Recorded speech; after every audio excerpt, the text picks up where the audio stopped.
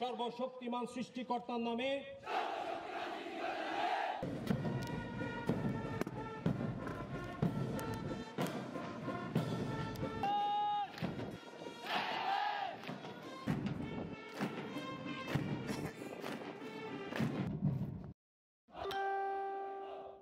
আমিন।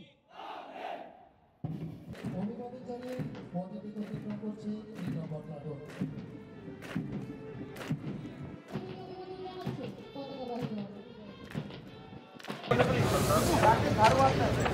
আপনারা জানেন যে দক্ষিণাঞ্চলে আমি যেখানে দাঁড়িয়ে আছি এটা পায়রা বন্দরের একটা অংশ। এই পায়রা বন্দরটি দক্ষিণাঞ্চল দক্ষিণ পশ্চিমাঞ্চলের জন্য অত্যন্ত গুরুত্বপূর্ণ একটি স্থাপনা। যদিও এটা মাত্র শুরু হয়েছে, ইট উইল টেক টাইম, কিন্তু যেভাবে আমি দেখেছি আমি আমার সেকেন্ড ভিজিটে দেখেছি যে খুব তাড়াতাড়ি এটা প্রকৃত হওয়ার সম্পূর্ণ হওয়ার পথে আছে। তাই যদি হয় তাহলে আমাদের দেশে 3টি বন্দর এবং এই 3টি সমুদ্র বন্দর রক্ষা করার কাজে আমি নেভিকে সংযুক্ত করার চেষ্টা করছি। শান্তি কামনা করছি।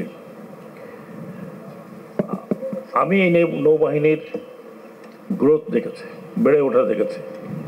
আর লাকি যে 1971 সালে যখন দেশ স্বাধীন হয়, ঠিক স্বাধীন হওয়ার আগে একটি অপারেশন হচ্ছিল, অপারেশন জ্যাকপট।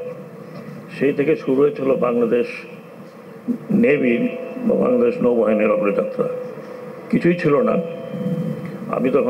আমিও তখন সেনাবাহিনীতে মধ্যম র্যাঙ্কের অফিসার।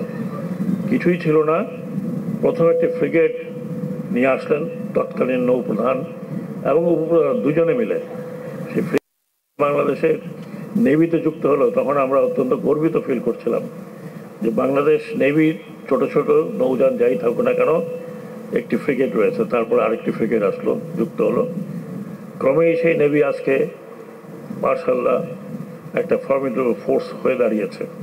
আমরা কোস্টাল নেভি হতে পারি, কিন্তু সেই দিন দূরে নয়। যদিও এখন আমরা 4th ডাইমেনশন বলতে পারি, কিন্তু তারপর সেই দিন দূরে নয় যখন আমরা আমাদের ইজেড 200 নটিক্যাল মাইলের বাইরে যে নীল সমুদ্র আছে সেটাকে অত্যন্ত কঠিনভাবে গার্ড দিতে পারবো। আমাদের বর্তমান নেভি আঞ্চলিক এবং বিশ্বে অনেক বড় বড় দেশের সাথে এক্সারসাইজ করছেন, পোর্ট কল করছেন। যত পোর্ট কল ততই আমরা অভিজ্ঞতা অর্জন করব।